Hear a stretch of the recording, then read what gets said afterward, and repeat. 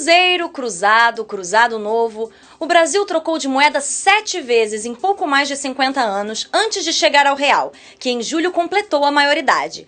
A moeda que marcou o fim da inflação galopante e devolveu o poder de compra aos brasileiros mudou completamente nossa relação com o consumo, mas também modificou de vez a nossa forma de investir.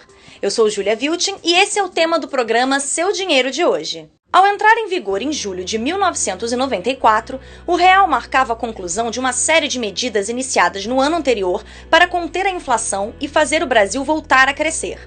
Antes da nova moeda, índices de inflação de 2 ou 3 dígitos não eram raros, e a alta de preços chegou a acumular quase 2.500% em um único ano. Mas se antes o dinheiro brasileiro tinha pouco valor e os preços mudavam do dia para a noite, a partir daquele 1º de julho tornou-se possível comprar 1 quilo de frango com apenas R$1. Uma verdadeira revolução no bolso dos brasileiros. Há 18 anos se tornava possível consumir dentro de níveis considerados mais normais. Mas para quem conseguia acumular dinheiro para investir, o cenário também mudou drasticamente. Naquela época, bastava você chegar ao gerente do banco e perguntar o que está rendendo mais. O gerente puxava uma lâmina ou via no computador, olha, o overnight pré-fixado rendeu tanto, o pós-fixado rendeu tanto. Você depositava o teu salário, a tua renda naquilo que rendia mais e ponto final. E dali a uma semana ou dali a um mês você iria revisitar os seus investimentos. Hoje em dia, você não pode fazer isso. Porque muito da rentabilidade era, na verdade, uma reposição inflacionária e a rentabilidade ficava por conta do alto risco que era investir em papéis do governo naquela época. Então, o calote era iminente, nunca aconteceu, mas era iminente. Em tempos mais instáveis, a taxa de juros básica da economia também era bem mais alta. Era mais fácil, portanto, ganhar dinheiro na renda fixa. Bastava investir no que era atrelado à taxa Selic.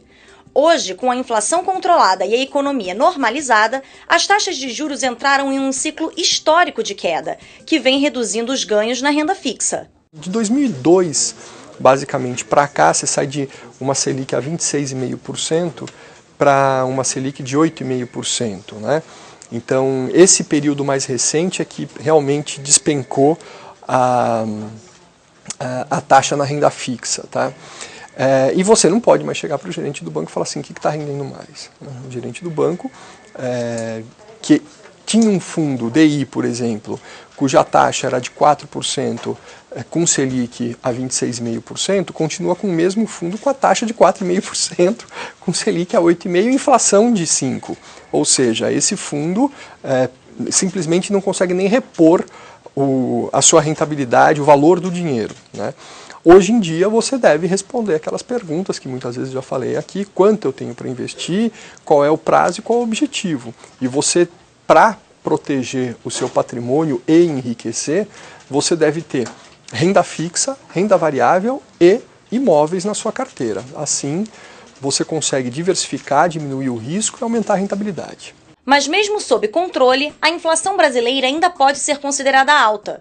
Por isso, ao investir, considere o seu ganho real. Na renda fixa, você primeiro tem que sair da caderneta de poupança, principalmente na regra nova, deixar de colocar dinheiro nisso, e buscar investimentos que reponham inflação em algum índice.